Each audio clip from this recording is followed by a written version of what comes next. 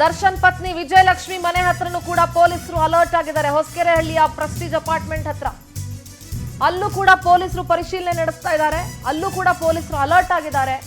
ಮನೆಯಲ್ಲಿ ದರ್ಶನ್ ಇದ್ದಾರಾ ಅನ್ನೋದ್ರ ಬಗ್ಗೆ ಪರಿಶೀಲನೆ ನಡೀತಾ ಇದೆ. ದರ್ಶನ್ ಅವರ ಪತ್ನಿ ವಿಜಯಲಕ್ಷ್ಮಿ ಅವರ ನಿವಾಸ ಹೊಸಕೆರೆಹಳ್ಳಿಯಲ್ಲಿರುವಂತಹ ಪ್ರೆಸ್ಟೀಜ್ ಅಪಾರ್ಟ್ಮೆಂಟ್ ಹತ್ರನೂ ಕೂಡ ಪೊಲೀಸರು ಒಂದಷ್ಟು ಕಡೆ ಮಫ್ತಿಯಲ್ಲಿ ಪೊಲೀಸರು ಕಾರ್ಯಾಚರಣೆ ನಡೆಸ್ತಾ ಇದ್ದಾರೆ. ದರ್ಶನ್ ಏನಾದರೂ ಇದಾರಾ ಇಲ್ವಾ ಅನ್ನೋದ್ರ ಬಗ್ಗೆ ಪರಿಶೀಲನೆ ನಡೆಸ್ತಾ ಇದ್ದಾರೆ. ವಿಜಯಲಕ್ಷ್ಮಿ ಅವರು ಕೂಡ ಈಗ ಆಲ್ರೆಡಿ ವಕೀಲರ ಜೊತೆ ಮಾತುಕತೆಯನ್ನು ನಡೆಸುತ್ತಾರೆ. ಬಹಳ ಹಿರಿಯ ವಕೀಲರನ್ನ ನೇಮಕ ಮಾಡಿಕೊಳ್ಳಲಾಗಿತ್ತು ಸುಪ್ರೀಂ ಕೋರ್ಟ್ನಲ್ಲಿ. ಆದರೆ ಸತ್ಯದ ಪರವಾಗಿ ನ್ಯಾಯ ಇರುತ್ತೆ ಅನ್ನೋದು ಈಗ ಮತ್ತೊಮ್ಮೆ ಪ್ರೂವ್ ಆಗಿದೆ. ಸದ್ಯ ಎಲ್ಲ ಆರೋಪಿಗಳ ಮನೆ ಹತ್ರನೂ ಕೂಡ ಪೊಲೀಸರನ್ನ ನಿಯೋಜಿಸಲಾಗಿದೆ. ಮನೆಯಿಂದ ಯಾರು ಹೊರಗಡೆ ಹೋಗದಂತೆ ಪೊಲೀಸರು ನಿಗಾ ವಹಿಸಿದ್ದಾರೆ. ಚಿತ್ರದುರ್ಗದಲ್ಲಿರುವಂತಹ ಅನುಕುಮಾರ್ ಮನೆ ಇರಬಹುದು ಅಥವಾ ಜಗದೀಶನ್ ಮನೆ ಇರಬಹುದು. ಆರೋಪಿಗಳ ಟವರ್ ಲೊಕೇಶನ್ ಅನ್ನ ಈಗ ಆಲ್ರೆಡಿ ಪೊಲೀಸರು ಪತ್ತೆ ಮಾಡಿದ್ದಾರೆ. ಯಾರ್ಯಾರು ಎಲ್ಲೆಲ್ಲಿದ್ದಾರೆ ಅಂತ ತಿಳ್ಕೊಂಡಿದ್ದಾರೆ. ರೇಣುಕಾಸ್ವಾಮಿ ಅವರ ತಂದೆ ಮತ್ತೆ ಆತನ ಪತ್ನಿ ಸಹನಾ ಇಬ್ರು ಕೂಡ ಮಾತನಾಡಿದ್ದಾರೆ. ಏನ್ ಹೇಳಿದ್ದಾರೆ ಕೇಳಿಸ್ಕೋಣ. ಮಗಳಿದ್ದಾಳೆ ಅಂತೆಲ್ಲ ಹೇಳಿದ್ರಲ್ಲ, ರೇಣುಕಾಸ್ವಾಮಿ ಕ್ರೂರವಾಗಿ ಹತ್ಯೆಗೈದ ಬಗ್ಗೆಯೂ ಕೂಡ ಉಲ್ಲೇಖ ಮಾಡಲಾಗಿದೆ. ರೇಣುಕಾಸ್ವಾಮಿ ಮರಣೋತ್ತರ ಪರೀಕ್ಷೆಯನ್ನ ಉಲ್ಲೇಖಿಸಿ ಸುಪ್ರೀಂ ಹೇಳಿಕೆಯನ್ನ ಕೊಟ್ಟಿದೆ. ರಕ್ತಸ್ರಾವದಿಂದ ಆಘಾತಗೊಂಡು ಒದ್ದಾಡಿ ಸಾವನ್ನಪ್ಪಿದ್ದಾನೆ. ರೇಣುಕಾಸ್ವಾಮಿ ಮೇಲೆ ತೀವ್ರವಾಗಿ ಹಲ್ಲೆ ಮಾಡಲಾಗಿದೆ. ಪೋಸ್ಟ್ ಮಾರ್ಟಂ ರಿಪೋರ್ಟ್ಸ್ ಅನ್ನ ಕನ್ಸಿಡರ್ ಮಾಡಿದ್ದಾರೆ. ಮರಣೋತ್ತರ ಪರೀಕ್ಷೆ ವರದಿಯಲ್ಲಿ ಆ ಬಗ್ಗೆ ಉಲ್ಲೇಖಗಳಿದ್ದಾವೆ. ಕೊಲೆ ಕೇಸ್ನಲ್ಲಿ ಆರೋಪಿಗಳನ್ನ ತಕ್ಷಣ ಬಂಧಿಸೋದಕ್ಕೆ ಆದೇಶ ಹೊರಡಿಸಿದೆ ಸುಪ್ರೀಂ. ದರ್ಶನ್ಗೆ ಬೇಲ್ ನೀಡಿದ ಹೈಕೋರ್ಟ್ ಆದೇಶಕ್ಕೆ ಸುಪ್ರೀಂ ಆಕ್ಷೇಪ ವ್ಯಕ್ತಪಡಿಸಿದೆ. ಹೈ ಆದೇಶ ಅಧಿಕಾರ ಪ್ರಭಾವ ದುರ್ಬಳಕೆಗೆ ಅವಕಾಶ ನೀಡುವಂತಿದೆ. ಹೈಕೋರ್ಟ್ ಆದೇಶವನ್ನ ಸಾರಾಸಗಟು ರದ್ದು ಮಾಡಿದೆ ಸುಪ್ರೀಂ ಕೋರ್ಟ್. ಸಾರಾಸಗಟಾಗಿ ಇಂತಹ ಪ್ರಭಾವಿಗೆ ಬೇಲ್ ನೀಡಿದ್ರೆ ವಿಚಾರಣೆ ಮೇಲೆ ದುಷ್ಪರಿಣಾಮ ಬೀರ್ತಾರೆ, ಸಾಕ್ಷಿಗಳ ಮೇಲೆ ಪ್ರಭಾವ ಬೀರೋ ಸಾಧ್ಯತೆ ಇರುತ್ತೆ ಅಂತ ಸುಪ್ರೀಂ ಕೋರ್ಟ್ ತನ್ನ ಅಭಿಪ್ರಾಯ ವ್ಯಕ್ತಪಡಿಸಿದೆ. ಕಾನೂನು ಎಲ್ರಿಗೂ ಒಂದೇ ಆಗಿರಬೇಕು ಅನ್ನುವಂತ ಸಂದೇಶವನ್ನ ಸುಪ್ರೀಂ ಕೋರ್ಟ್ ರವಾನಿಸಿದೆ. ಆರೋಪಿ ಎಷ್ಟೇ ಪ್ರಭಾವಿ ಆಗಿದ್ರೂ ಅವನು ಕಾನೂನಿಗಿಂತ ದೊಡ್ಡವನಲ್ಲ. ಖಡಕ್ ಆಗಿ ಐತಿಹಾಸಿಕ ತೀರ್ಪನ್ನ ಸುಪ್ರೀಂ ನ್ಯಾಯಪೀಠ ಕೊಟ್ಟಿದೆ.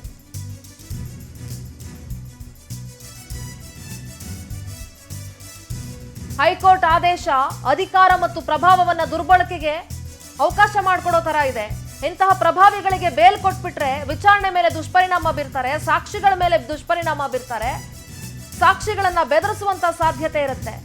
ದರ್ಶನ್ ಬೇಲ್ ರದ್ದುಪಡಿಸಿ ತಕ್ಷಣ ಬಂಧನಕ್ಕೆ ಸುಪ್ರೀಂ ಕೋರ್ಟ್ ಆದೇಶ ಹೊರಡಿಸಿದೆ.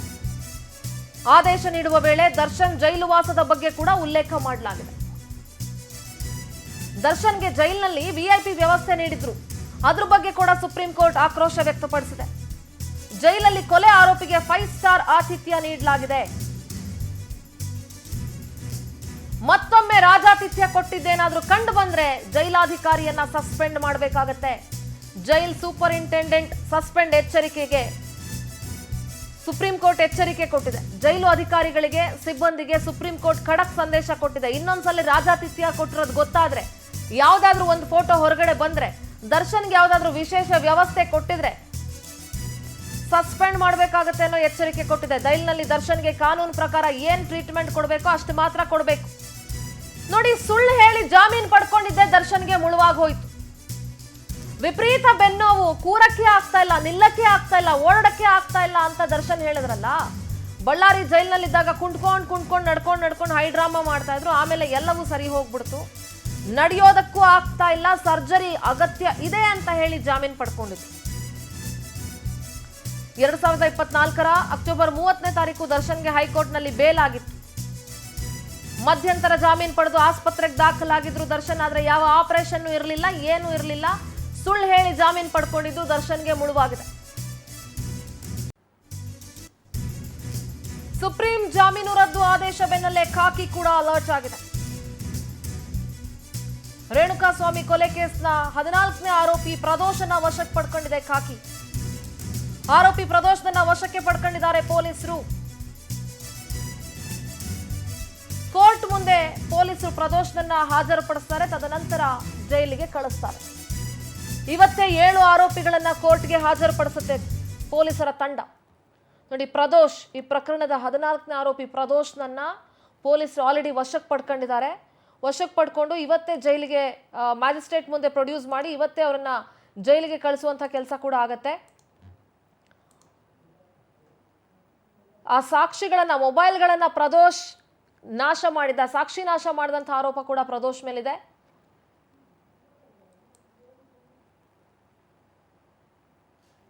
ಎಲ್ಲರ ಮೇಲೂ ಕೂಡ ಖಾಕಿ ಕಣ್ಣಿಟ್ಟಿತ್ತು.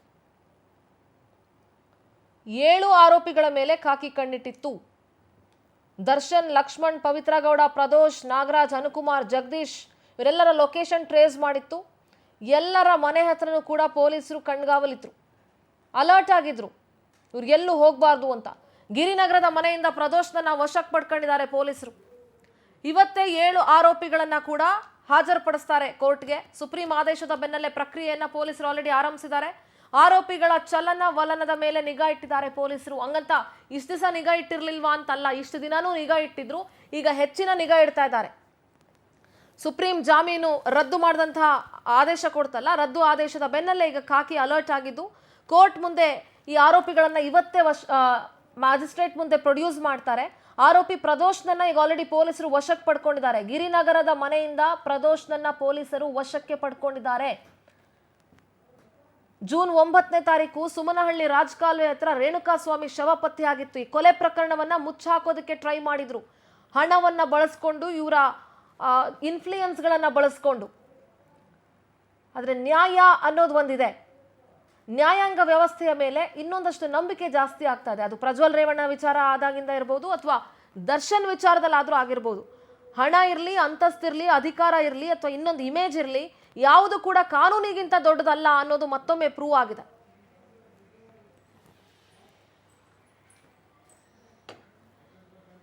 ನೋಡಿ, ಬೇಲ್ ಕ್ಯಾನ್ಸಲ್ ಆಗಿದೆ. ಪವಿತ್ರ ಗೌಡ ಟೆನ್ಷನ್ ನಲ್ಲಿದ್ದಾರೆ, ವಕೀಲರು ಮೊರೆ ಹೋಗಿದ್ದಾರೆ. ಒಂದ್ ಕಡೆ ದರ್ಶನ್ ಎಷ್ಟೋ ಟೆಂಪಲ್ ರನ್ ಮಾಡಿದ್ರು, ಯಾವ್ಯಾವುದೋ ದೇವಸ್ಥಾನಗಳನ್ನ ಸುತ್ತಿದ್ರು ಕೂಡ ದೇವರು ಕೂಡ ನ್ಯಾಯದ ಪರವಾಗಿ ನಿಂತ್ಕೊಳ್ತಾನೆ ಅನ್ನೋದಕ್ಕೆ ಇದು the best example. The best example ಇದು. ಸತ್ಯದ ಪರವಾಗಿ ಭಗವಂತ ಇರ್ತಾನೆ ಅಂತ. ಸುಳ್ಳು ಹೇಳಿ ಜಾಮೀನನ್ನ ಪಡ್ಕೊಂಡಿದ್ದೆ ದರ್ಶನ್ಗೆ ಮುಳುವಾಯ್ತು ಅಂತ ಅನ್ಸುತ್ತೆ. ಈಗ ಎಲ್ಲ ಹಬ್ಬನೂ ಜೈಲಲ್ಲೇ ಮಾಡಬೇಕು. ಗಣೇಶದಿಂದ ಹಿಡಿದು, ಗೌರಿ ಗಣೇಶದಿಂದ ಹಿಡಿದು, ದಸರಾ ಆಯುಧ ಪೂಜೆಯಿಂದ ಹಿಡಿದು ಎಲ್ಲವನ್ನ ಜೈಲಿನಲ್ಲೇ ಆಚರಿಸಬೇಕು. ಮತ್ತೆ ಯಾವುದೇ ರಾಜಾತಿಥ್ಯ ಇರೋದಿಲ್ಲ ಈ ಸಲ. ಯಾವುದೇ ರಾಜಾತಿಥ್ಯನೂ ಇರಲ್ಲ ಈ ಸಲ. ಯಾವ ಫೆಸಿಲಿಟಿನೂ ಕೊಡಂಗಿಲ್ಲ. ಯಾಕಂದ್ರೆ ಖಡಕ್ ಆಗಿ ಸುಪ್ರೀಂ ಕೋರ್ಟ್ ಆದೇಶ ಹೊರಡಿಸಿದೆ. ನೋಡಿ, ಒಂದ್ ಕಡೆ ಪವಿತ್ರ ಗೌಡ ಅವರ ತಾಯಿ ಮತ್ತು ತಮ್ಮ ಇಬ್ರು ಕೂಡ ಅವಾಗ್ಲೇ ಮನೆ ಒಳಗಡೆ ಹೋದ್ರು, ಮಗಳಿಗೆ ಸಂಕಷ್ಟ ಎದುರಾಗಿದೆ ಅಂತ ಹೇಳಿ.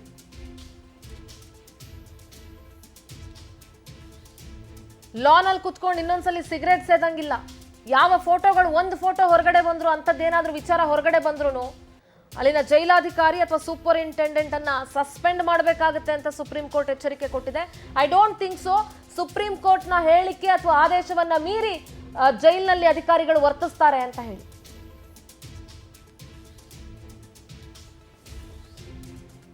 ಯಾವ ಆರೋಪಿಗೂ ಪಂಚತಾರ ವ್ಯವಸ್ಥೆಯನ್ನ ಕೊಡಬಾರದು ಅಂತ ಸುಪ್ರೀಂ ಖಡಾಖಂಡಿತವಾಗಿ ಹೇಳಿದೆ. ಅಂಡ್ ಲ್ಯಾಂಡ್ ಮಾರ್ಕ್ ಜಡ್ಜ್ಮೆಂಟ್ ಇದು.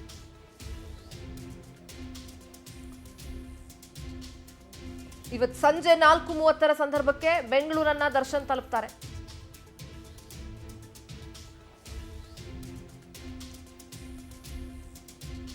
ಯಾವುದೇ ರೀತಿಯಾದಂತಹ VIP ಟ್ರೀಟ್ಮೆಂಟ್ ಕೊಡಂಗಿಲ್ಲ. ಆ VIP ಟ್ರೀಟ್ಮೆಂಟ್ ಸಿಕ್ತು ಅಂತಾನೆ ದರ್ಶನ್ನ ಪರಪ್ಪನ ಅಗ್ರಹಾರ ಜೈಲಿನಿಂದ ಬಳ್ಳಾರಿ ಜೈಲಿಗೆ ಶಿಫ್ಟ್ ಮಾಡಿದ್ರು.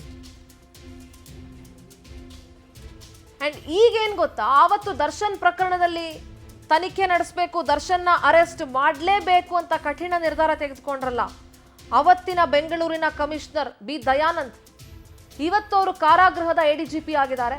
ಬಹುಶಃ ಒಂದಷ್ಟು ಸ್ಟ್ರಿಕ್ಟ್ ಮಾಡಿರ್ತಾರೆ ಅಂತ ಅಂದ್ಕೊಳ್ತೀನಿ. ಅವರ ಕಣ್ಗಾವಲ್ನಲ್ಲೇ ದರ್ಶನ್ ಇರಬೇಕಾಗತ್ತೆ. ರೇಣುಕಾಸ್ವಾಮಿ ಕೊಲೆ ಕೇಸ್ನ 14ನೇ ಆರೋಪಿ ಪ್ರದೋಷ್ನನ್ನ ವಶಕ್ಕೆ ಪಡ್ಕೊಳ್ಳಲಾಗಿದೆ. ಪವಿತ್ರ ಗೌಡಳನ್ನ ಯಾವ ಮೂಮೆಂಟ್ ಅಲ್ಲಿ ಬೇಕಾದ್ರೂ ವಶಕ್ಕೆ ಪಡ್ಕೊಳ್ಬಹುದು. ಯಾಕೆಂದ್ರೆ 6 ಗಂಟೆಯ ಒಳಗಡೆ ಪವಿತ್ರ ಗೌಡರನ್ನ ವಶಕ್ಕೆ ಪಡ್ಕೊಳ್ಬೇಕಾಗತ್ತೆ.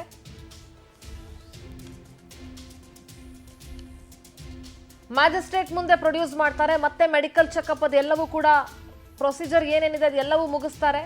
ತದನಂತರ ಜೈಲಿಗೆ ಶಿಫ್ಟ್ ಮಾಡ್ತಾರೆ.